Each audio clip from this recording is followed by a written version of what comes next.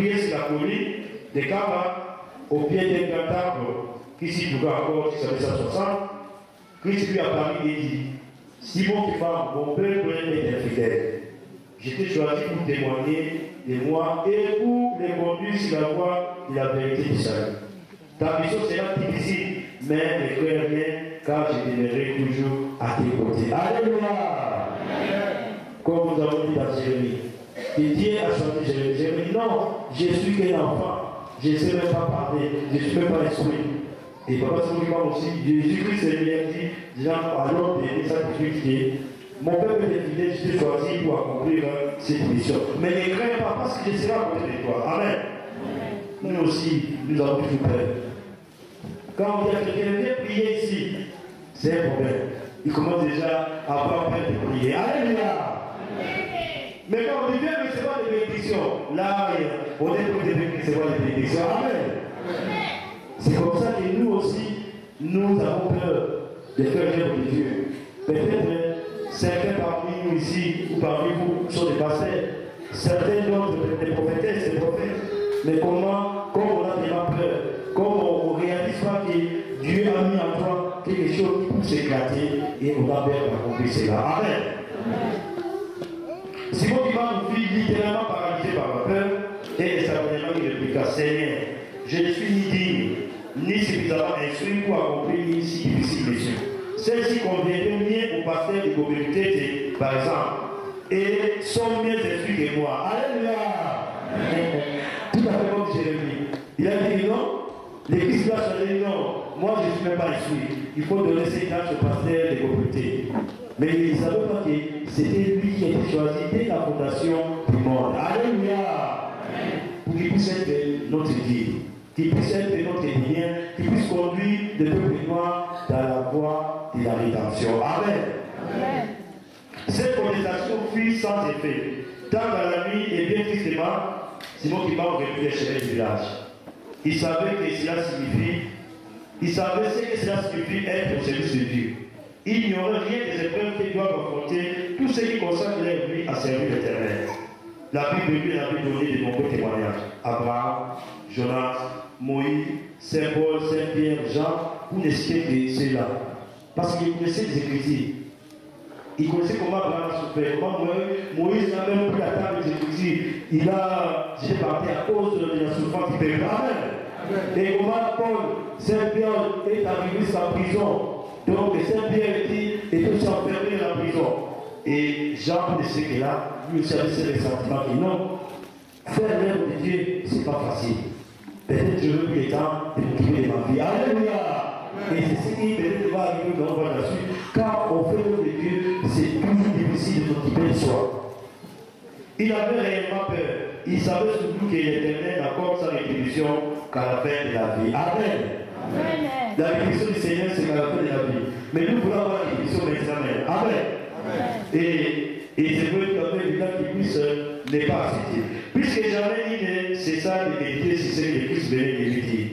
C'était désormais la période des somnies et des tourments qui venaient de commencer.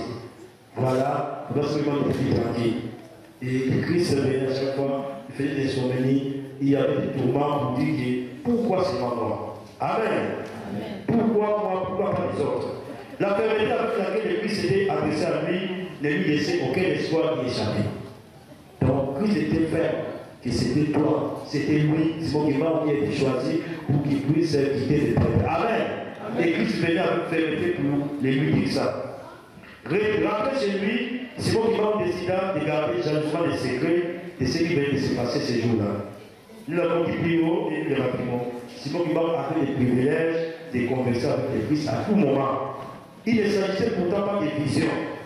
Cela s'est passé comme ce fut le cas de Moïse lorsqu'il vit l'Éternel sur le mont Sinaï. Et comme lors de la transfiguration, lorsque les apôtres purent voir Jésus en train de converser avec Moïse. Donc, parce que moi, converser avec le Christ, c'est comme ça, comme moi je suis en train de converser avec vous. Ce n'est pas qu'à un moment, il voit la vision de rêve, non. Et on donne l'exemple comme Moïse conversait avec l'Éternel au mont Sinaï, comme les apôtres ont vu Jésus converser avec Élie et Moïse. Alléluia! Cela fait partie de la toute puissance du Seigneur qui dispose de plus de 1001 moyens pour communiquer avec ses serviteurs. Ces moyens sont des visions, des prophéties, des rêves. Il a été de même pour Jésus. Tout le temps qu'il est resté ici-bas, et surtout qu'il voulait exposer les problèmes à ce qu'il a envoyé. Donc chaque fois que Jésus avait besoin de recevoir de la force, il allait à la montagne converser avec Dieu. Et on dit que dès son entrée dans la maison, tout triste, il s'enferma dans son chambre pour la prière. Il voulait entreprendre une dernière tentative auprès du Christ pour l'amener à différer tout au moins l'heure de se mettre au travail. Donc il a prié dans sa maison que Jésus, vraiment, si tu peux éloigner cette coupe comme Jésus le avait dit à Dieu, que vraiment tu puisses différer cela, que ça puisse pas commencer maintenant. Amen. Amen. Et lorsqu'il s'est mis à prier, Jésus lui a parlé de nouveau, et Simon Kimba ne lui parle de ses craintes. Jésus lui répondit, Kimba, vois quel rabat d'épidémie est en train d'opérer dans la contrée. Ces malades ont besoin de soins et tu peux les guérir. Quand tu dois guérir des infirmités spirituelles dont souffre mon Père, qui est celui que j'ai choisi pour les guider sur la voie du salut. N'aie crainte de rien, car c'est moi qui agirai à travers toi et je serai toujours avec toi. Alléluia. Voilà des paroles de réconfort. C'est-à-dire parfois nous aussi nous avons peur de faire l'œuvre de Dieu pour rien. Parce que c'est le Seigneur qui sera notre guide. C'est celui qui sera là pour que nous puissions les rester.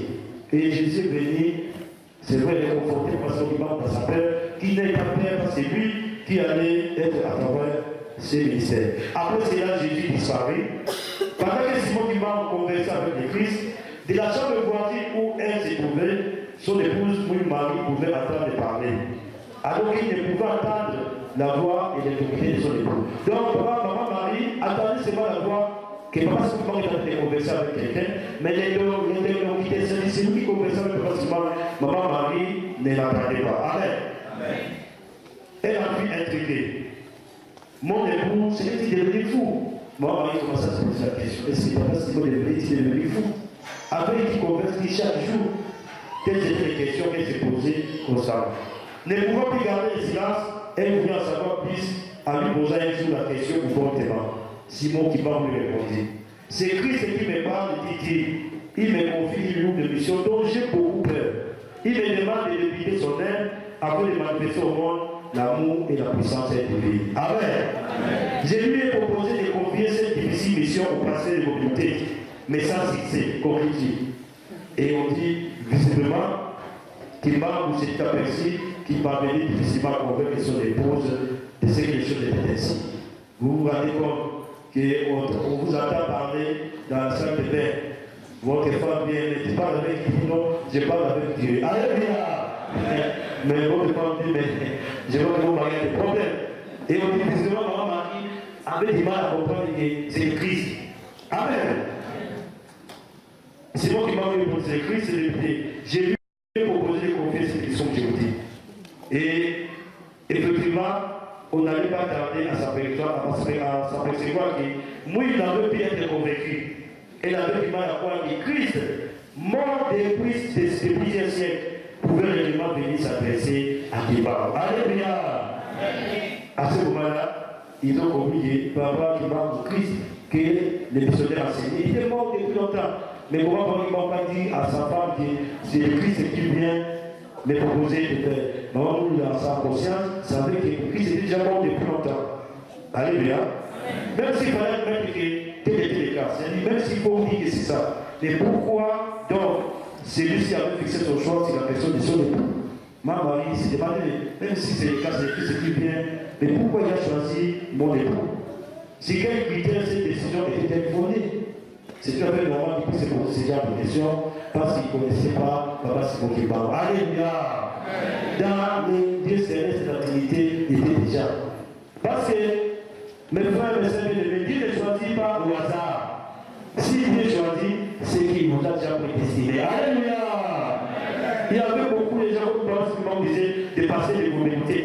Mais pourquoi on n'a pas choisi ces pasteurs? Parce que ce n'était pas eux qui incombait cette tâche-là. Alléluia!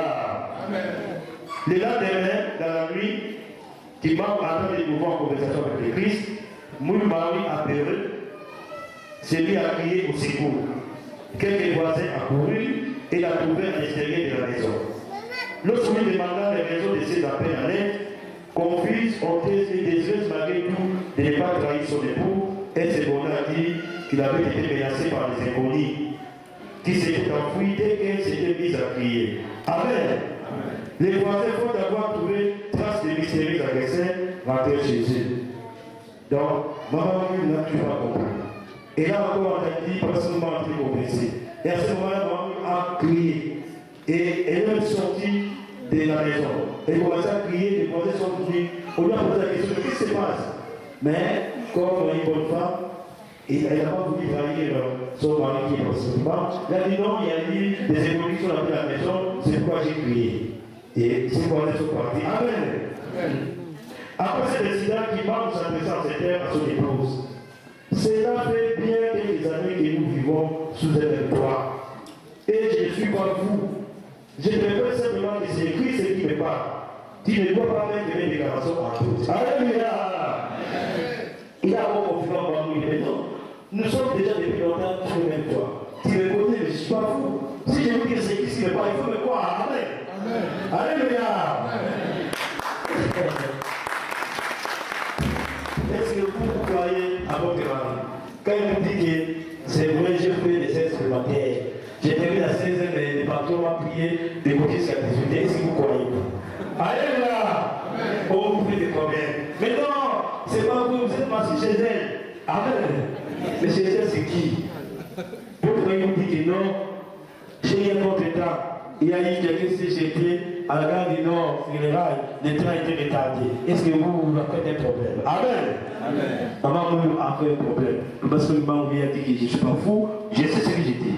Et on dit que pour toute réponse, son épouse, donc maman, lui, nous demanda pardon pour ce qui vient de se passer.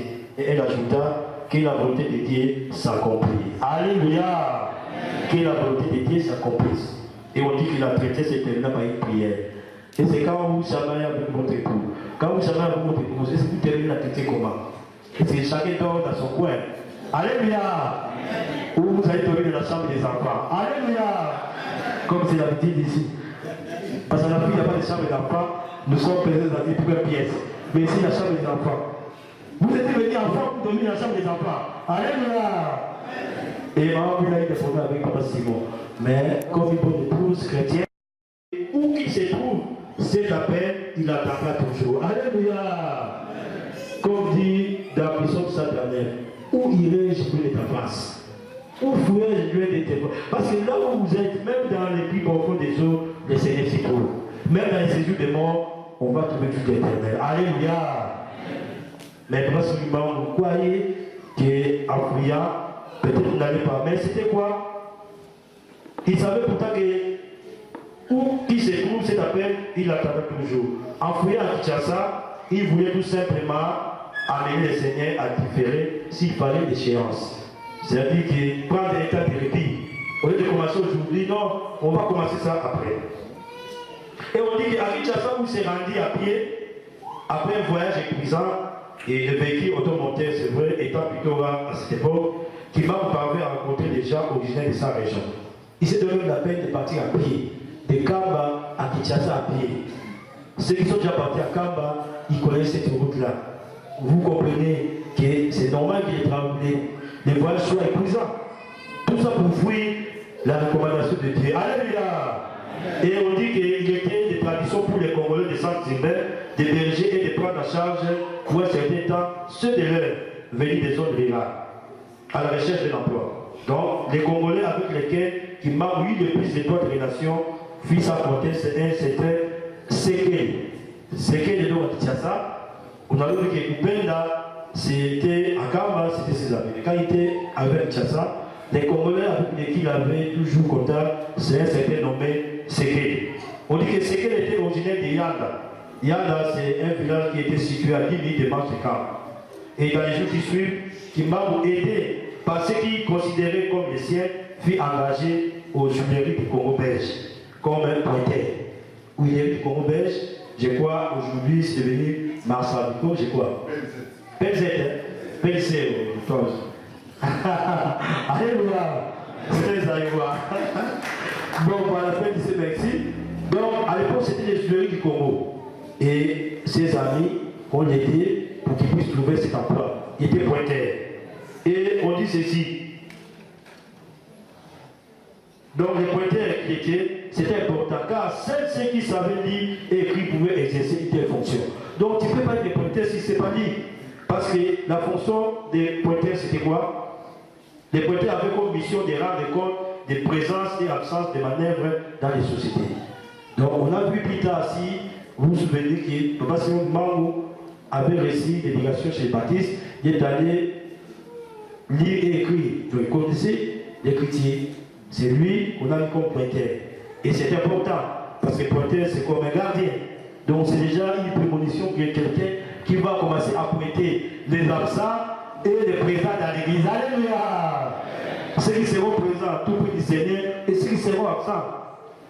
Et c'est vrai, les pointeurs avaient rendu compte, comme on dit, dans le sud. Qui ont habité au camp des ouvriers que sa fille avait construit. Donc les ouvriers du Congo avaient construit tout un camp où on mettait des gens. On dit que sa modestie et son caractère réservé et discret furent pour beaucoup dans l'établissement des rapports d'amitié, de solidarité, de confiance qui les liaient à la plupart de ses compagnons de travail. Le président était modeste, simple, il était discret, il ne parlait pas trop. Et beaucoup de gens lui faisaient confiance. Amen. Et c'est nous sommes modestes, nous sommes désorgueillés. Partout où nous partons, nous nous estimons, nous nous montrons. Mais le pasteur Kimbarou, il était conscient, il était grand spirituellement. Il pouvait dire à ces gens, nous sommes petit. Amen. On a mis dans un colo. Alléluia. Comme nous, on a tendance à dire, vous êtes toujours du colo, vous êtes toujours trop haut que les autres. Non, on dit qu'il était modeste, c'est-à-dire trop simple. Et la vie et les pratiques dans ces milieux n'étaient pas conformes à son propre tempérament. C'est tout à fait normal, les gens buvaient, prenaient des alcools, lui, il ne voulait pas ça. S'il n'était pas arrangé par des soucis, il consacrait son temps à la lecture de la Bible. À Kinshasa, il se rendait chaque dimanche, comme les autres ouvriers baptistes, au culte à la paroisse baptiste, la plus proche de son lieu de résidence. Kimbarou s'est rendu vite à l'évidence que sa fuite de Kamba n'avait pas résolu son problème. Alléluia! Bien qu'à Kinshasa, le Christ, lui, il était toujours là. En effet, Christ qui continuait à lui apparaître, lui demandait constamment de regarder Kamba. Il avait même un jour à lui parler de ce qui était arrivé à Jonas, lorsqu'il essaya vainement de se soustraire à la vocation divine. Donc, Christ a rappelé à Papa Simon qui m'a dit, voilà, vous connaissez l'histoire de Jonas. Jonas qui fouillait à tout prix ce qui est arrivé à Jonas, Christ lui a fait part de cela.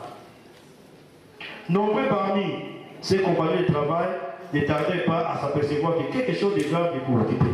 Vous vous rendez comme quelqu'un qui est toujours là pour occuper. C'est-à-dire, il est dans son coin, il est passif. Et ses compagnons ont commencé à comprendre que non, c'est sous ses métiers a des soucis. Amen. Donc quelque chose de grave les préoccupait. Lorsqu'il est interrogé, il s'est borné à leur dire que tout allait bien, mais que de temps en temps, la séparation avec sa famille les préoccupait. C'est comme ça qu'il répondait.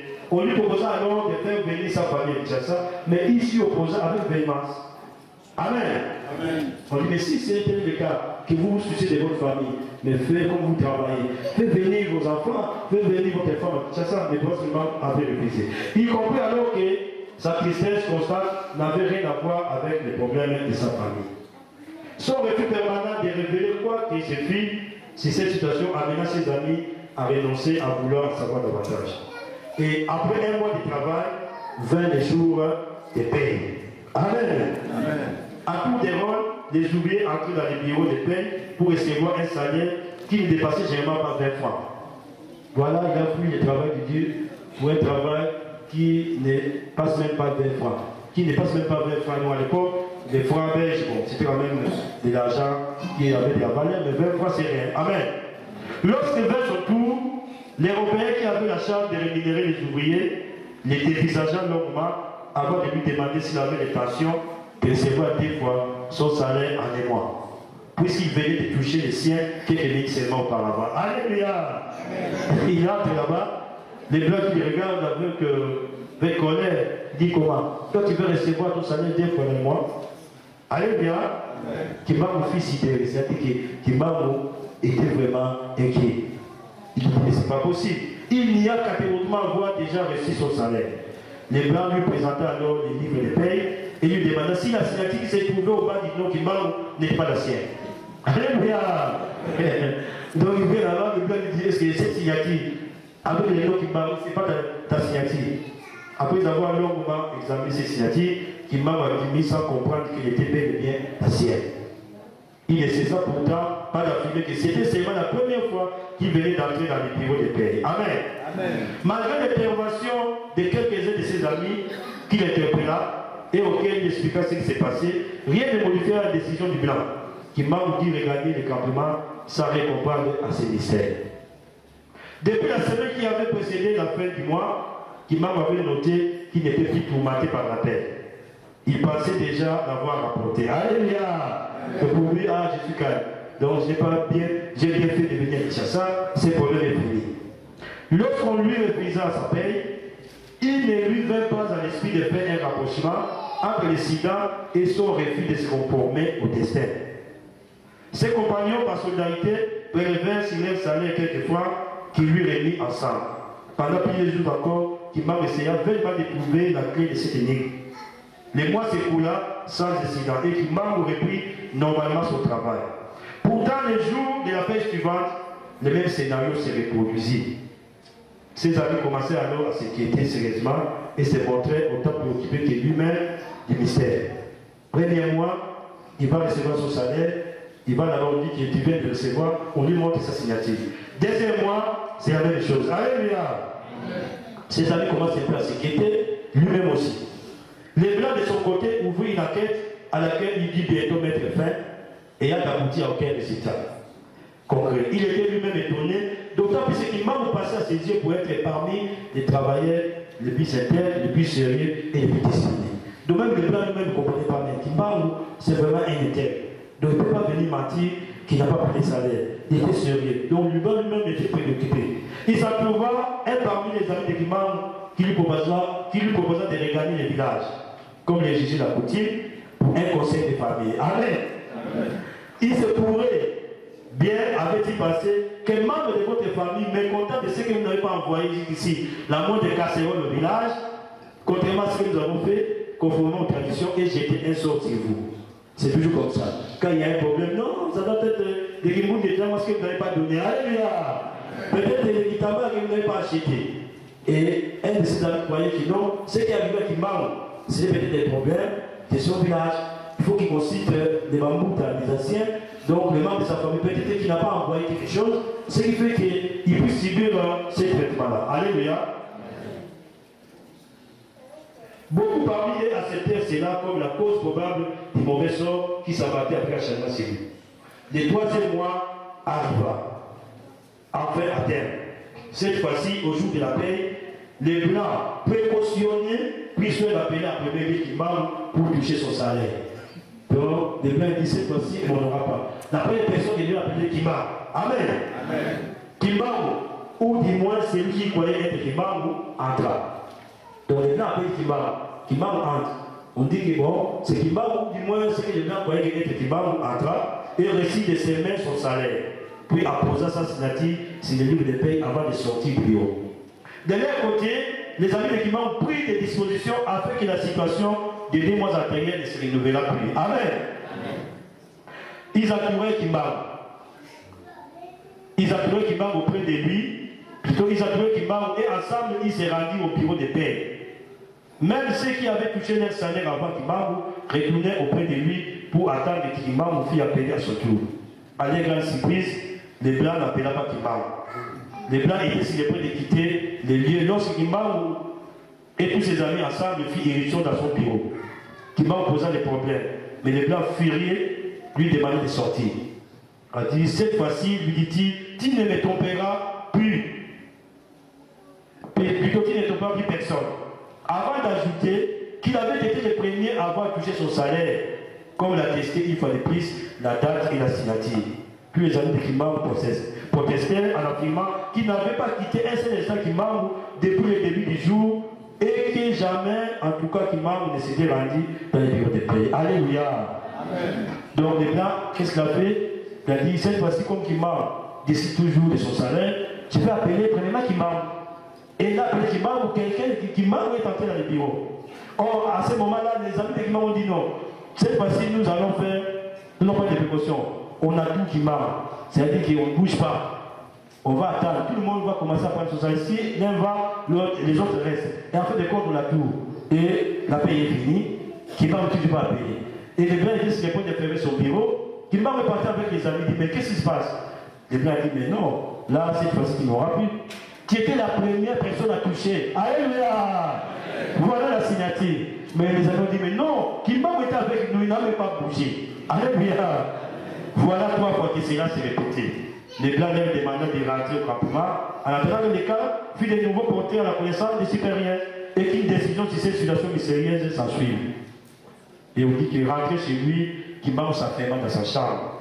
Pendant qu'il méditait sans comprendre, il entendit, après un si long silence, la voix de Christ, qui lui demandait s'il était content de son sort à Kinshasa et s'il avait compris. Alléluia! Voilà comment Dieu nous remet à l'ordre. Quand nous ne comprenons toujours pas quelle est la volonté de Dieu, Dieu viendra nous rappeler à l'ordre. Amen. Il venait de trouver la clé de l'énigme. Donc on a compris maintenant que c'est Christ qui faisait ça. C'est Christ qui s'est transformé en Kimba. Noir, il a dit dans le bureau, là, il touchait la paix, il sortait. Et quand Kimba revenait, on dit que tu es payé. Alléluia! Donc en fait, il travaillait pour rien. Alléluia! Donc voilà que Kimba a compris. Et comme il a trouvé la clé de l'énigme, il a dit que son refus à exécuter la mission que lui confie le Christ était la cause de ses malheurs. Sur les champs, il se résigna et prit la décision de se mettre dès le lendemain en route pour Cap. C'est-à-dire que toi, moi, après avoir travaillé sans salaire, maintenant il dit, je vais rentrer à Cap pour commencer le ministère. Alléluia! Le lendemain matin, il s'est rendu au bureau du chef de chantier pour lui apprendre qu'il renonçait définitivement à son emploi et qu'il avait décidé de rentrer dans son village natal. Alors c'est le chef de chantier qui avait mis le traité de Kimba en cause, s'est montré troublé. Il comprit que Kimba était sincère. Il avoua ne rien comprendre de ce qui se répétait depuis 3 mois déjà. Sans réaction, il vit Kimba fermer la porte derrière lui. Tout était mystère. Après cela, Kimba informa ses amis de sa décision. Il fut d'autant plus attristé qu'il savait que Kimba devait regarder Kamba aussi démuni qu'il en était parti. Alléluia! Il était venu main vide, il va rentrer main vide. Alors que pendant 3 mois, il avait travaillé purement comme tout le monde. Sekele, souvenez-vous de Sekele, lui même qui était le compagnon de Barcelone de Kinshasa chaque fois. Sekele, les autres lui remis un peu d'argent pour lui permettre d'acheter quelques petits effets pour son épouse et ses 3 enfants. Simon Kimba partit donc de Kinshasa à la fin du mois de février 1921. Donc c'était la fin du mois de février 1921 que Barcelone avait pris la décision de rentrer sur Kamba. On y parvenait après 3 jours de marche et présent à travers des pistes difficiles. Mais lorsqu'il arriva à Kassamoulou, voilà qu'il a pris la décision de rentrer en Kamba. Mais il arrive à Kassamoulou. Kassamoulou, c'est une localité située à 40 km au sud-est de Kinshasa. Il changea d'avis. Alléluia! Là, il a compris qu'il a travaillé pour rien, il faut qu'il change. Il arrive à Kassamoulou, il change encore d'avis. Alléluia! Et quand il arrive à Kassamoulou, il change d'avis. Il s'est décidé brusquement à faire commerce de Chikwa. Voilà un secteur de Dieu qui devient commerçant de Chikwa. Alléluia! Il dit donc je vais faire le commerce de Chikwa. Les Chikwa, ce sont des maniocs traités à la manière congolaise pour qu'ils puissent faire fortune. Il acheta donc une certaine quantité et retourna à Kinshasa pour les vendre. En route pour Kamba, il arrive à Kassamoulou, il achète des Chikwa, il va retourner à Kinshasa pour les vendre. Amen. Malheureusement pour lui, personne ne voulut acheter. Il a mis la marchandise comme ça, les gens passaient. Amen. Personne n'achetait. Les autres lui sont d'abord, on achète. On vient de Kimba ici, la table est là, on passe. On va acheter chez un homme. Et il a fait les comptes. Qu'est-ce qu'il a fait? Il s'est résigné à les revendre à perte. Il se persuada de la nécessité de ne pas insister pour forcer la main au destin. Alléluia. On ne force pas le destin. Quand tu es choisi, tu es choisi. Quand Dieu dit que c'est toi, c'est toi. Quand Dieu dit que ce n'est pas toi, ce n'est pas toi. Alléluia. On ne sait pas forcer le destin parce que tout ça, ça vient de Dieu. Au marché de Kinshasa, il peut acheter quelques petits effets, dont des sortes de grosses anguilles fumées. Des anguilles fumées. Donc, chez les Bakongo, donc on appelle ça les Nzombo. C'est les familles Nzombo. Amen. Et il achète les Nzombo pour la famille. Revenu à Kassamoul, à Bukamba, un agent de la police coloniale du nom de Foufou s'est jeté sur lui et il dépouilla de tout ce qu'il avait acheté pour sa famille avant de laisser poursuivre son voyage de retour. Amen. Voilà quoi il malheur. Il achète les bouteilles de Nzombo pour ses enfants et Foufou, qui était un policier colonial, il s'est jeté sur lui, il prend ces Nzombo-là. Et on nous raconte que ces policiers ont eu des problèmes. Chaque fois qu'il préparait la nourriture, c'était les Nzombo. S'il prépare les produits, il y a des Nzombo de là. Amen. S'il prépare le matin, il y a des Nzombo. Alléluia. Voilà qu'on arrache des choses d'un certain de Dieu. Voilà ce qui peut nous arriver. Et on nous raconte que Foufou, avant de mourir, il était allé chez Papa Daniel, qui était le troisième fils de Papa Simon et qui était chef spirituel de l'église qui Marie à l'époque, pour demander pardon. Et on avait prié pour lui pour que cette question-là soit enlevée. Amen. Amen. Et on dit que c'est vrai, Foufou déjà pour lui, il prenait tout. Là, une fois de plus, malgré tous les antécédents, il décida de se faire embaucher comme cheminot à l'office des transports coloniaux au Traco. Alléluia. Il achète des tombeaux, on arrache. Il va encore pour aller à Kamba, il décide encore de se faire engager comme cheminot à Outraco. Aujourd'hui, c'est on entra. Et on dit que le soir, après le travail, on lui suffira qu'on n'avait plus besoin de ses services et qu'il pouvait s'en aller. Amen. Il a fait ses 20 jours de travail, on lui dit non, dégage, on n'a plus besoin de toi. Ça n'était trop. Il fallait irrévocablement rentrer en Kamba. C'est donc qui m'a totalement rongé de chagrin et d'humiliation que l'on vit arriver en Kamba. Un Kamba qui lui réserva un accueil plutôt froid. Mais il ne pouvait aucune difficulté à intégrer la vie du village. Amen. Apparemment, la vie semblait avoir repris son cours normal. En tout cas, les mois de février et mars s'est passé sans autre événement. Donc quand il arrive à Kamba au mois de février et mars, Papa Simon était tranquille. Après, dès son retour à Kamba, Simon Kimba, vous savez que les bouleversements spirituels qui les projetaient au centre de l'actualité n'allaient pas tarder à se produire. Et il en faisait volontiers part à son épouse afin de lui préparer moralement, physiquement et psychologiquement. Donc, quand il est rentré à Kamba, il savait que cette fois-ci, il n'échappera pas. Alléluia! C'est pourquoi il a préparé sa femme, Maman Mouinou, moralement, physiquement, psychologiquement, pour tout ce qui va arriver, des bouleversements, que ce soit pour son temps, qui ne sera plus vraiment beaucoup dans la maison, pour son temps qui sera brimé, arrêté, il a déjà commencé à préparer Maman Mouinou. Il avait la profonde certitude, d'autant que Christ lui apparaissait régulièrement et le exhortait au courage face aux circonstances difficiles dans lesquelles il allait souper vivre. Donc le Christ déjà lui a prévenu que ça ne sera pas facile, mais il faut te préparer à cela. Le soir du 5 avril 1921, chose inhabituelle, Simon Kimba demandait à son épouse d'aller sonner la cloche de l'église.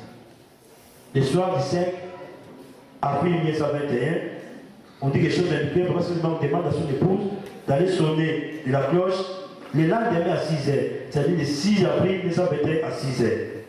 On dit que celle-ci de Maman Mouilou, qui n'était pas ignorante de la destinée de son époux, ne se donnant pas la peine de demander le pourquoi de ses gestes. C'est ainsi que le 6 avril 1921, à 6h du matin, elle avait effectivement sonné la cloche comme cela lui avait été demandé la veille. Et on dit qu'à l'issue du bref rite matinal, qui marque comme beaucoup d'autres villageois, puis les chefs du village de Naouna. C'est un village Naouna où était organisé ce jour-là un marché. Si la commune en face de Kamba se trouve le village de Gombe-Kitsuka, situé sur la route du marché et dans lequel agonisait depuis plusieurs jours une femme du nom de Katon.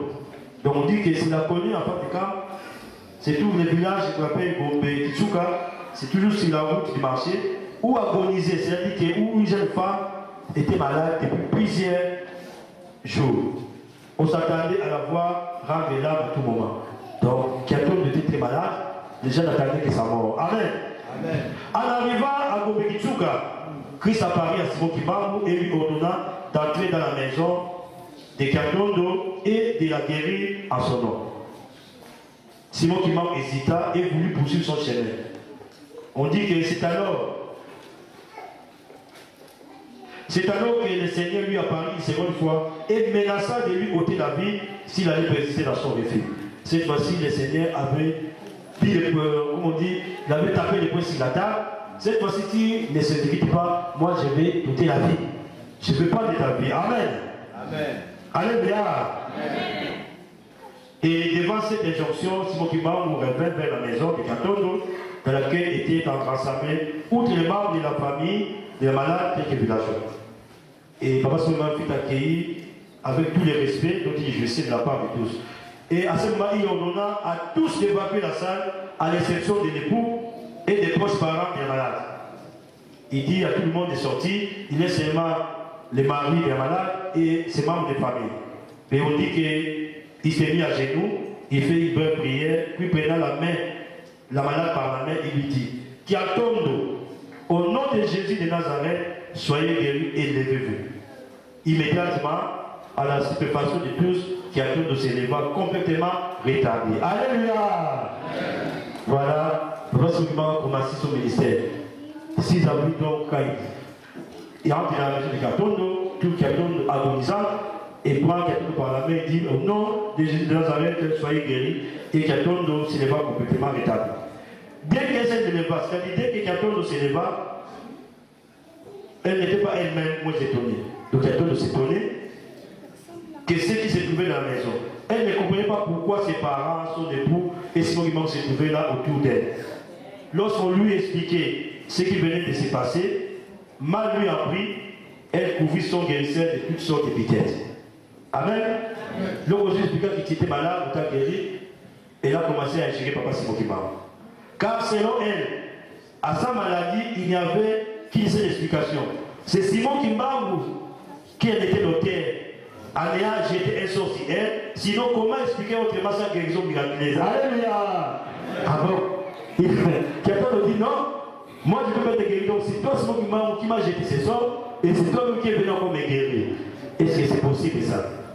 Je t'avais dit, est-ce que Satan peut chasser Satan? Un royaume divisé, ça peut exister. Alléluia. Quelqu'un a ingéré Papa Simon Kimba, il a dit que c'était lui le sorcier. C'est lui qui a jeté le sort de cette maladie pour en faire la guérir. Après la constatation indignée des siens contre son attitude ingrate et superstitieuse, elle consentit à contre qu'elle a laissé Simon Kimba poursuivre sa route. Le soir, à l'issue du marché, Simon Kimba revint en Kamba par les mêmes itinéraires. En repassant pour Mekitouka, quelqu'un dont il attendait, menaçant s'est mis en Algérie une fois de plus. Amen. Les bateaux qui vendent de ce qui s'est passé, ce matin-là a couru. Afin de compte, Kimba pu rentrer chez lui sans autre complications. Et dans sa prière du soir, Simon Kimba s'est lamenté amèrement sur les ennuis qu'avait suscité la guérison de Kiatondo. Il dit ceci, vois Seigneur, dit-il, combien j'avais raison de refuser ta mission. À cause du bon acte que j'ai posé à ton nom, par ta puissance et pour ta gloire, j'ai souffert le jure et la menace et l'humiliation. Jésus lui demanda de ne point perdre de courage, étant donné qu'à aucun moment il allait être privé de son concours et de sa protection. Amen. Amen. Comme pour ajouter à sa souffrance morale, qui se lui rappela que c'est à qui Dieu confie une mission, voit leur chemin joncer de très nombreux obstacles. Amen. Amen. Donc Papa Simon Kimba déjà avait des problèmes. Il a guéri Kiatondo n'a pas accepté. En rentrant, Kiatondo a commencé à les gérer. Et qui se lui a dit, c'est toujours comme ça. Les gens que Dieu a choisis pour faire une mission, ils seront toujours injuriés. Alléluia. Si le Papa Simon Kimba avait subi de tels traitements, et nous, qu'est-ce qu'on ne dira pas de nous? Alléluia. Et pendant ce temps, les aveugles recouvraient la vue, les paralytiques pouvaient de nouveau marcher, les sourds entendaient et les muets parlaient. Jusque-là, Kimba n'avait pas encore eu à ressusciter un mort. Et ces cas n'allaient toutefois pas tarder à se présenter. Vers la mi-avril 1921, nous sommes maintenant mi-avril. Souvenez-vous qu'il a gagné le 6 avril 1921. Maintenant, au milieu du mois d'avril 1921, un certain Djouzi, enfant de Papa Vindou et de Maman Fouta, mourit à Lukengo. On donne des noms aussi pour qu'on ne puisse pas dire que ce sont des choses qu'on a imaginées. Alléluia. Ce sont des gens qui existent, des documents qui existent, ces noms qu'on est en train de citer, ce sont des gens qui ont vécu ces événements. Et à l'époque, ils sont plus c'est vrai vivants, mais on pouvait bien vérifier par ces noms-là, même dans les lieux où ils habitaient, que ce qui s'est passé, c'était réellement vrai. Alléluia. On dit que Nzouzi qui était enfant de Vindu et Mafuta a mouru à Lukembo. Sinon, qui meurt conformément à la coutume, s'il radie en même temps qu'il vient notre village. Donc, Papa Sogimam était parti à deuil. Il n'est pas parti pour faire son ministère. On a informé que Nzouzi était mort et il connaissait cette famille comme conformément à la coutume. Il s'est rendu dans les deuils. Et là, la famille éprouvait, priait à Papa Simon Kimam de réciter l'enfant. Il s'aperçut sans en faire part à personne que Mafuta. Donc, quand elle arrive, la famille, elle peut pas seulement résister l'enfant. Mais Papa Simon Kimam, comme il avait les secrets de Dieu, il s'est aperçu que Mafuta, donc Mafuta qui était la mère de l'enfant, que Mafuta, la mère de l'enfant, avait des doutes dans son cœur quant au pouvoir dont il disposait pour ressusciter les morts. La famille priait non seulement aussi pour ressusciter les morts, mais la maman, dans son cœur, il s'est disait, est-ce que lui, vraiment, il a du pouvoir de ressusciter les morts? Alléluia. Après avoir fait la prière, Kimam interrogea Ville. Voilà que Kimam n'interroge pas Mafuta, parce que déjà, il a vu dans son coin intérieur qu'il avait des doutes. Il interrogea le père Ville. Il dit ceci. Que voulez-vous qui puisse être fait pour votre enfant? Papa Ville répond, je veux que mon fils ressuscite. Quant à la mère, elle demanda, et la mère demanda, quant à la mère, elle demanda qu'elle ressuscite l'enfant si cela était réellement possible. Alléluia. Le papa Ville dit, je veux que mon enfant ressuscite. La maman dit, je veux qu'on ressuscite mon enfant si réellement cela est possible. Qu'il m'a déploré ses manques de foi en Dieu avant de déclarer que rien n'était impossible à Dieu. Circé, il prit la main de l'enfant mort et dit, Nzouzi, ressuscite au nom de Jésus. Aussitôt Nzouzi ouvrit les yeux sur son lit funèbre et dévisagea ce qui l'entourait. Alléluia. Donc Nzouzi se réveilla, il commença à regarder les gens qui étaient autour de lui. La foule poussa des cris de joie. Mais on dit que celle-ci, donc la joie, fut cependant des courtes durée, car quelques temps après, Nzouzi referma les yeux et s'endormit pour toujours. La tristesse prit aussitôt la place des cris de joie. Interrogé sur les raisons de tout cela, qui m'a répondu. Christ a agi ainsi parce qu'il est parmi vous ceux qui n'ont pas cru en lui. Et tout le monde comprit qu'il faisait allusion à la mère de l'enfant. On les pria de faire quelque chose pour eux, malgré tout, mais Simon qui m'a refusa. Il leur dit qu'on pouvait abuser des bienfaits de Dieu. Il demanda que l'enfant fût conduit au cimetière pour l'animation. Amen. Amen. Voilà, que Papa Simon qui m'a ressuscite l'enfant Nzouzi, sa maman qui avait déjà des doutes, et on a vu effectivement qu'il n'a pas été ressuscité. Quelques temps après, l'enfant est encore mort, et on lui pria, il dit, on ne peut pas abuser des bienfaits de Dieu. Allez enterrer l'enfant. Amen. Amen. Et on dit que ce qui venait de se passer au sujet de Nzouzi se répandit très rapidement. Dans les jours qui suivent, deux autres enfants, Bumbutu, qui était fils de Bimei et Uma, Akibonza, donc village Kibonza, et Kuma, fils de Tsam et Siona, Akituma, ne purent, comme dans le cas de Nzouzi, être ressuscité définitivement. Pour le premier, son oncle Tsot, qui s'est trouvé sur le lieu mortel, et mis des doutes quant à la possibilité de voir un mort ressuscité. Pour le second, c'est Mbemba, également l'oncle maternel du défunt, qui fut par son incrédulité la cause de la non-résurrection de l'enfant. Alléluia. Cette situation bouleversée, autant qu'elle attristait constamment Simon Kimam. Comment faire progresser la mission qui venait de lui être confiée, alors que les doutes et le scepticisme régnaient en maître presque partout? Telle était la question qui s'est posée et à laquelle il ne voyait pas encore de réponse. Il se souvint de ces paroles du Christ. Un prophète n'est méprisé que dans sa patrie et dans sa maison. Alléluia. Alléluia. Voilà la raison pour laquelle on dit un prophète n'est méprisé que dans sa patrie et dans sa maison. Comme nous, les Noirs, beaucoup de Noirs jusqu'à aujourd'hui ne se reconnaissent pas pour Simon Kimam. Quand on dit que pour Simon Kimam, le Saint-Esprit, non, vous êtes en train de mentir, vous êtes des fanatiques. Et voilà qu'il a ressuscité les morts parce qu'il y avait des doutes. Et le Christ lui a pu savoir que même lui-même le Christ n'avait jamais été accepté. Amen.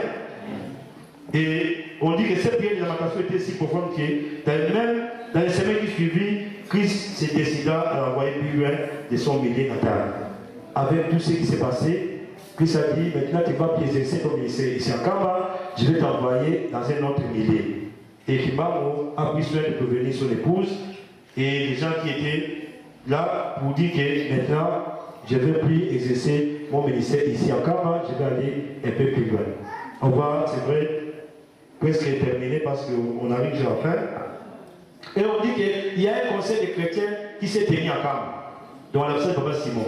Donc ce conseil des chrétiens, c'est basé sur l'incrédulité. Pourquoi les gens de Kamba sont incrédules par rapport à ce que Papa Simon fait? Ils ont vu Papa Simon guérir. Ils ont vu Papa Simon ressusciter. Mais pourquoi les gens sont si incrédules? Et c'est pourquoi ils sont allés voir Papa Simon qui parle. Amen. Pour lui dire que vraiment qu'il puisse leur pardonner de tout ce qui s'est passé. Papa Simon a prié, il dit de toute façon Dieu est bon, il ne manquera pas de faire sacrément sur vous. Et Papa Simon pria. Et dans sa prière, il demandait au Christ de se souvenir de sa propre intercession sur la croix. Quand Seigneur Jésus disait, pardonne-leur car ils ne savent pas ce qu'ils font. Amen. Quand on mettait Jésus sur la croix, Jésus a dit, Père, pardonne-leur, parce qu'ils ne savent pas ce qu'ils font. Jésus aussi, le Christ aussi a rappelé à Papa Simon que c'est la même chose. Donc, il faut leur pardonner parce qu'ils ne savent pas ce qu'est quoi tu es. Et après, il y a eu un autre silence. Et les membres de la délégation qui attendaient de la part de Papa Simon Kimaro une réponse du Seigneur, parce qu'ils savaient que Papa Simon Kimaro avait le droit de recevoir des messages instantanément. Quand il priait, il écoutait aussi la réponse directement. Et ils attendaient cette révélation. Mais peu de temps après, Papa Simon leur dit que le Seigneur a accepté vos excuses. Amen. Alléluia. Le Seigneur a accepté vos excuses. Parce que vous êtes bénis, vous plaît. Mais bien qu'il a accepté vos excuses, il a dit à cause des faits qui s'étaient produits. C'est-à-dire qu'on a fait citer 12, on a fait citer ses enfants et qu'on n'a pas accepté. Seuls les morts venus des contrées autres que celles de Kamba pourront désormais ressusciter. Les verdict étaient formels, les délégués s'en allaient. C'est-à-dire que les morts qui étaient dans la contrée de Kamba ne ressuscitaient pas. Seulement celles ou ceux qui venaient d'autres contrées, c'est ces morts-là qui étaient ressuscités. Alléluia! À cause de l'incrédulité des habitants du village de Kamba. Nous aussi, nous pouvons servir avec sort si nous sommes crédits.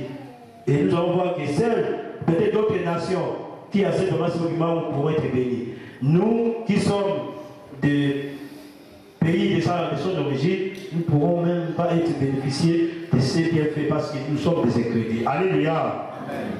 Et c'est ce qui allait se passer. Une semaine après, dans le village de Toumba, on a mené une fille au nom de Dina.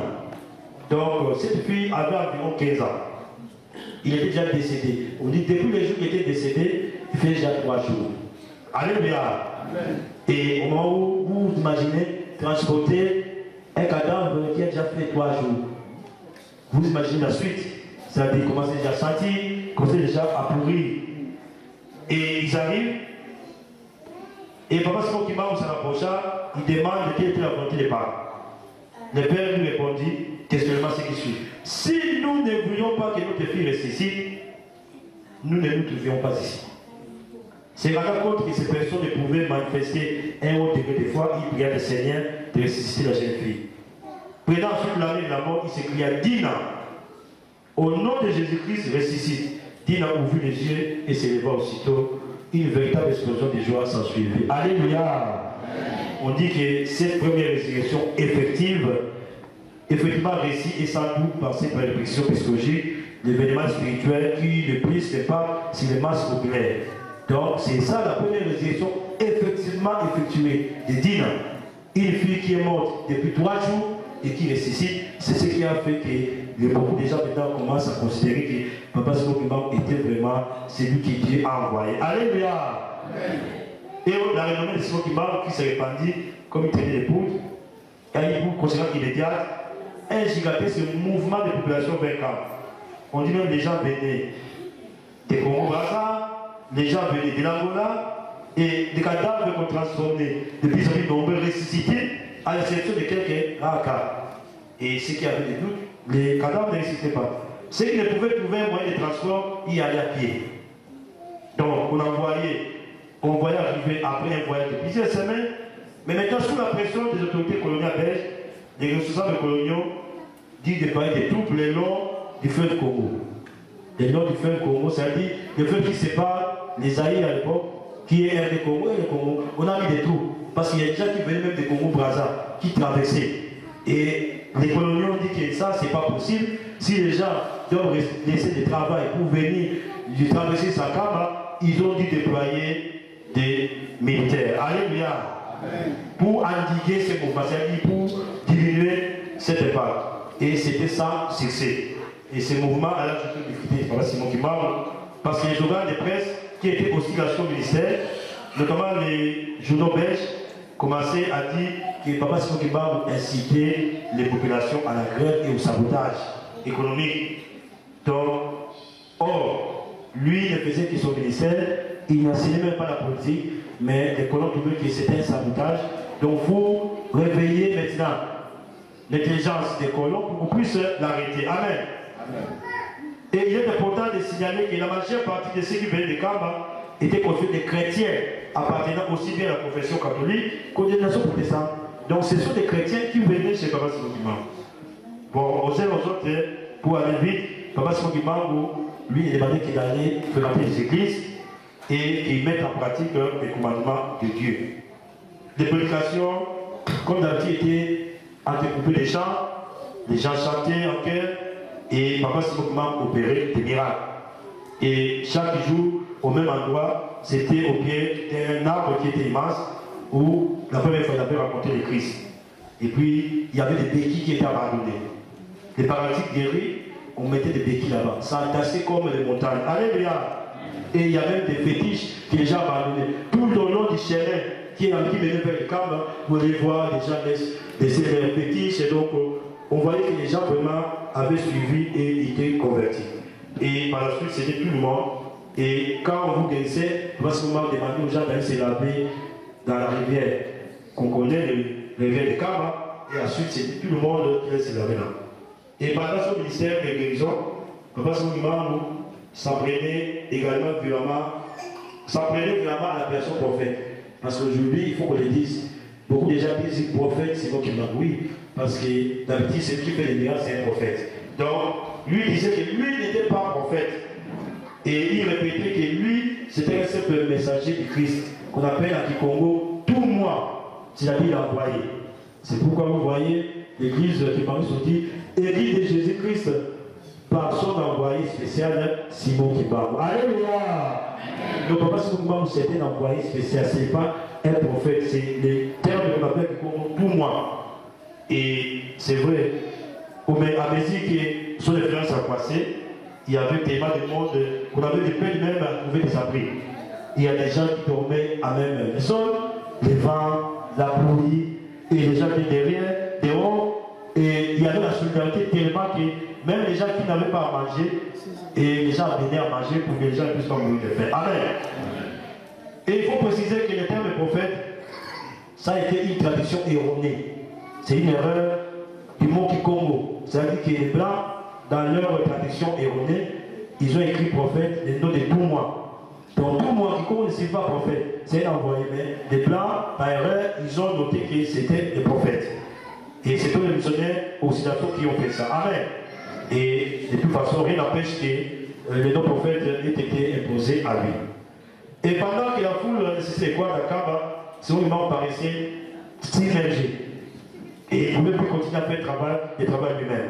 Il ne possédait même plus le temps de prendre ses repas. À conséquence, il nécessitait d'enseigner le Seigneur par des prières faites en privé pour qu'il réalisât la promesse de lui envoyer des collaborateurs sacerdotaux. C'est-à-dire que, comme Jésus, pour qu'il puisse avoir aussi des disciples. Alléluia. Et dans la période qui précéda le 7 mai 1921, Papa Simon a commencé à édicter ce qu'on appelait en quelque sorte l'école du collaborateur. C'est-à-dire l'école des disciples. Celui qui pouvait être disciple de Papa Simon, il devait être comment. Il dit, étant donné que donc parmi vous allez être désignés par le Christ pour me seconder, je tiens à vous rappeler, président de la maître prise à la foule, ce qui devra être la conduite. Vous ne vous ferez en aucun cas rémunérer. Amen. Ça veut dire qu'un collaborateur sacerdotal ne peut jamais être rémunéré, ne peut jamais recevoir de l'argent. Après que vous aurez guéri ou ressuscité une personne, car c'est du Seigneur que vous avez reçu le pouvoir de poser des actes de puissance, et lui qui donne gratuitement servira sévèrement contre quiconque ira à la compte de sa volonté. Donc il prévient déjà à ses collaborateurs, à ses disciples, celui qui va aller faire des guérisons pour recevoir de l'argent, ou celui qui va faire des miracles et ensuite avoir de l'argent, il sera puni sévèrement. Alléluia. Amen. Et c'est vrai, vous aurez souvent à quitter votre table à manger ou à sortir en âme de votre lit pour venir en aide à des personnes qui auront vraiment besoin de votre aide spirituelle. C'est-à-dire qu'il vous dit, même si vous dormez, même si vous êtes en train de manger, on vit avec les malades, vous devez laisser votre repas. Vous devez rester votre sommeil pour aller s'occuper de ces personnes-là. Alléluia. Voilà les codes de conduite d'un collaborateur sacerdotal qui ne peut pas se qui va vous voyer. Et on dit, à pareil cas, allez les aider sans retard ni murmure. Donc, on ne peut pas faire le travail de Dieu en murmurant. Ah, vous avez un murmure, on va dire Amen. Alléluia. Parce qu'on a dit non. Un collaborateur sacerdotal doit être à tout moment dispo. Un papa Roger, c'est ça non? Un papa Dani. Alléluia. Toujours dispo. Même si vous avez manger un peu, il faut laisser. Amen. Donc voilà, il papa Soukibao a donné le code. Il dit ceci encore, soyez humbles et abstenez-vous de l'orgueil. Alléluia. Un collaborateur de Dieu, un enfant de Dieu n'est jamais orgueilleux. On doit être humble. Amen. Celui qui s'appelle sera. Celui qui s'élève sera. Et réellement, c'est vous qui le dites. Et abstenez-vous de l'orgueil. Les personnes sur lesquelles le Christ aura fait son choix pour m'aider dans ma mission devront venir. D'où qu'elles se trouvent alors à Kamba pour que nous puissions travailler tous ensemble. C'est-à-dire que tous ceux que le Seigneur va lui désigner, même s'ils habitent à Kamba, ils vont laisser leur place, leur maison à Kamba pour venir travailler avec Papa Simon Kimba. Comme nous aussi, nous avons laissé nos maisons, nous avons laissé nos parents à ça pour venir travailler ici en Europe. Alléluia. Amen. C'est là sous la famille que Dieu pouvait lui désigner des disciples, même parmi les gens qui n'habitaient pas à Lonka. Et on dit que cette hypothèse s'est confirmée le samedi 7 mai 1921, jour où l'Esprit de Dieu envahit Douala et Antimas. C'était Douala Antimas, le 7 mai 1921, il était envahi par l'Esprit qui lui a demandé d'aller voir Papa Soukibao pour travailler avec lui. Et on dit qu'après cela, il s'éleva et s'en alla à Kamba pour raconter Simon Kimba comme il lui ordonna l'Esprit. Là, Simon Kimba lui confirma que l'Esprit qui reposait désormais sur lui était venu de Dieu et non pas du diable. Le papa Simon Kimba était capable de savoir les collaborateurs qui est censé avoir avec lui, s'il y a l'Esprit de Dieu ou l'Esprit du diable. Et il a dit à toi que l'Esprit qui t'a envahi, qui t'a amené chez moi, ça vient de Dieu, non pas du diable. Amen. Et c'était le même Esprit qui avait envahi Michael Mandombe. C'est sa femme, Michael Mandombe, elle est morte chez moi en 2001. Elle avait 12 ans à l'époque quand elle a commencé à travailler avec Papa Simon. C'est le même esprit aussi qui avait envahi Papa Pierre Ndangui, Papa André Baki, Papa Jean Mukoko, Maman Thérèse Bonga. Ce sont ses premiers disciples de Papa Simon Kimba. Et Papa Simon a dit Dieu a été choisi par le Seigneur pour être mon nombre de disciples. Lui, de Simon Kimba. Donc l'œuvre de Dieu, c'est un fardeau que vous et moi devons tous porter. Il faut qu'ils viennent désormais habiter à Kamba Agitatif. Amen. Amen. Et en fait, Doualani n'a pas voulu venir à Kamba. Et on nous raconte que Doualani est allé faire son propre ministère. Comme il connaissait les gens, il a trouvé qu'il était venu grand. Il a dit c'est pas la peine que j'aille m'associer à Papa Simon Kimba. Il a fait son chemin. Amen. Et on dit que Papa Doualani ne verra Papa Simon Kimba que le 19 septembre 1921, au moment où Papa Simon s'est rendu lui-même aux autorités des 18 qui enverront en prison. Et on dit qu'à cette date, les prophètes, entre guillemets, vrais ou faux, étaient systématiquement pris en charge par les Belges. Et il faut nous faire venir en arrière pour dire que le samedi 7 mai 1921, lorsqu'il y a le choix de collaborer sacerdotal de Simon Kimba, ce jour-là, Simon Kimba vous vaguait à ses occupations spirituelles quotidiennes. Mais à 9h du matin, il se retira de la foule et alla prier en privé. Après, était-il venu que tout d'un coup, le Saint-Esprit, comme c'était fut le cas pour les apôtres lors de la vision, descendu sur nombre de personnes. De cette main-là, parce qu'on est allé prier, il y a eu l'esprit qui est descendu. C'est la foule. Tout le monde dit yes, yes, Christ au Kimba, Christ. Alléluia. Tout le monde dans la foule. Alors, comment ce moment est revenu? Et le Christ avertit, c'est pendant ce moment qui manque, seule une poignée des gens avaient reçu l'esprit de Dieu. Quant aux autres, c'est l'esprit du diable qu'ils venaient de recevoir. Alléluia. Tout le monde a eu l'esprit. Mais Christ a dit non. Parmi ces gens-là, il y a des gens qui n'ont pas l'esprit de Dieu, c'est l'esprit du diable. Il devait soumettre toutes ces personnes à une épreuve pour déterminer la nature de l'esprit qui s'est manifesté dans chaque tête. Et Christ a dit à Papa Simon, tu dois soumettre tout le monde qui a reçu l'esprit à une épreuve. La descente de cet esprit avait créé dans la foule une véritable effervescence. Il s'en trouvait qui clamait tout haut que l'esprit qu'il venait de recevoir émanait de Dieu. Donc quand les gens ont reçu, ils disaient non, l'esprit que j'ai vient de Dieu. Amen. Parmi ceux-là, il y avait un certain Paul Manica qui disait ça sans mal, qu'il était le précepte et son père était le vigneron. Alléluia. Paul Manica disait que c'est lui le précepte et que son père était le vigneron. Il a pris la place de Jésus. Parce que c'est Jésus qui était le sept et que son père était le vigneron. Et papa Simon qui m'a, quand il a entendu cela, il était courroucé. Au plus haut point. Par l'esprit, Simon qui m'a fait instruire sur la manière dont il devait procéder pour démasquer ce qui était investi de l'esprit du diable. Et il allait le soumettre publiquement à l'épreuve dite Bitsukulu. On a soumis tout le monde à l'épreuve de Bitsukulu. Le Bitsukulu, c'est quoi? Le Bitsukulu, c'est. Le Bitsukulu, c'est au pluriel. On sait bien c'est Bitsukulu. C'est une aubergine qui est comestible, mais qui est légèrement amère et qui pousse généralement à l'état sauvage dans le sud-ouest du Congo, donc Congo-Brazza et la règle du Congo. C'est une aubergine, mais qui est sauvage, c'est un peu amer. On dit qu'il faut soumettre tout le monde à cette épreuve-là. L'épreuve consistait tout simplement à donner à chaque personne sur qui l'esprit était descendu un kitsukulu. Quiconque allait refuser de manger n'avait pas reçu son esprit de Dieu. Alléluia! Et devait donc être chassé. C'est ce qui m'a bouffi. Un Seigneur qui m'a. À la surprise générale, seul Pierre Dan, Jean Mokoko, Maman Thérèse Mbonga, Maman Michael Mandombe et Papa André qui mangeaient de ces fruits. Vous vous souvenez de ces noms-là que l'esprit avait choisi pour venir. Et les autres ont refusé de manger des kitsukulu. Alléluia! On va commencer à faire des kitsukulu ici. Les gens qui vont attraper le monde, on va donner des kitsukulu. Alléluia! Alléluia! Celui qui va refuser, on va les chasser. Parce que il va chasser déjà. Amen. Donc, il y avait que 5 personnes qui ont réussi les kitsukulu. Et ce sont ces gens-là qui l'esprit de Dieu est vraiment tombé sur eux. Les autres étaient de l'esprit du diable. Alléluia. Quant aux autres, dont Paul Manica, il refusait net. Simon Guimard fut expulsé de Kamba, tous les faux prophètes. Amen. Tout le monde voulait être prophète parce qu'il a reçu l'esprit. Tous ces non-prophètes qui n'ont pas réussi, qui n'ont pas voulu pas de Kitsukulu, on les a chassés des Kamba. Et le lendemain du choix des collaborateurs, André qui sentit que sa puissance spirituelle l'abandonnait. Il informa Papa Simon Kimba en lui disant qu'il n'était plus capable de continuer d'opérer des guérisons. Il dit, je suis convaincu, dit que je me trouve sous les coups d'une punition divine. Car président, j'avais, Baptiste Vilo Mazambungu, déclaré que je ne faisais pas foi au miracle que vous avez opéré à partir d'ici la 1921.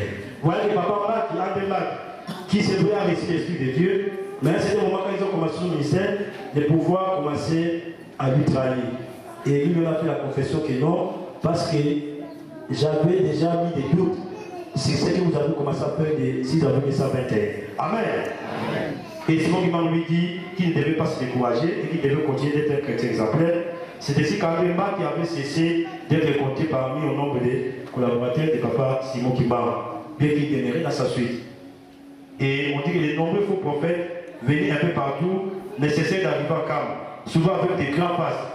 Simon Guimard les chassait chaque fois qu'il se présentait auprès de lui. Ils étaient ceux-là même qui créaient la confusion dans l'esprit des gens et dont l'action aboutit à perturber son âme.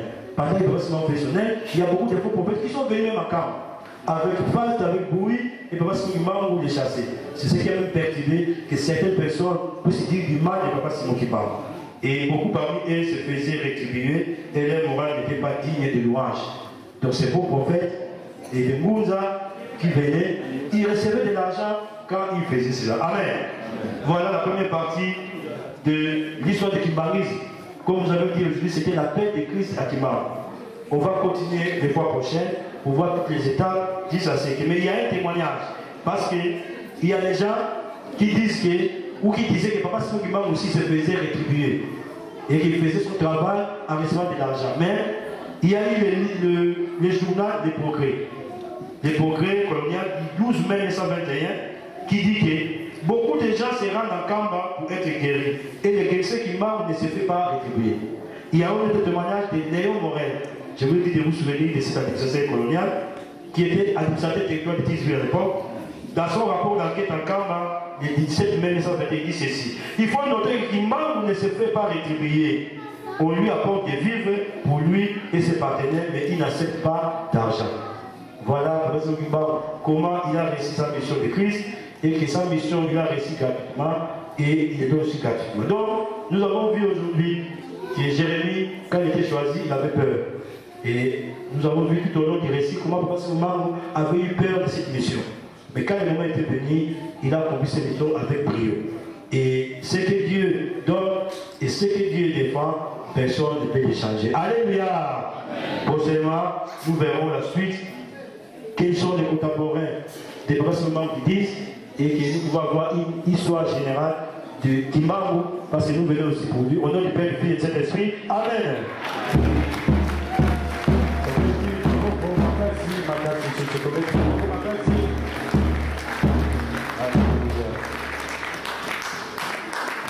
Tokele msomasomo nakolo yako senda na libodeli na mokanda na Matthieu 6, 9, 13. Totelemi bisomanso. Totelemi bisomanso. Ba basusu musala baza kovanda na botele bisabango. Nous allons tous mettre debout pour remercier le Seigneur pour sa parole parce que c'était pour ça que nous sommes venus. Notre Père qui est aux cieux, que ton nom soit sanctifié, que ton règne vienne. Que ta volonté soit faite sur la terre comme au ciel. Donne-nous aujourd'hui notre Père quotidien. Pardonne nos offenses comme nous aussi nous pardonnons à ceux qui nous ont offensés. Ne nous induis pas en tentation, mais délivre-nous du mal. Car c'est à toi qu'appartient, dans tous les siècles, le règne, la puissance et la gloire. Amen.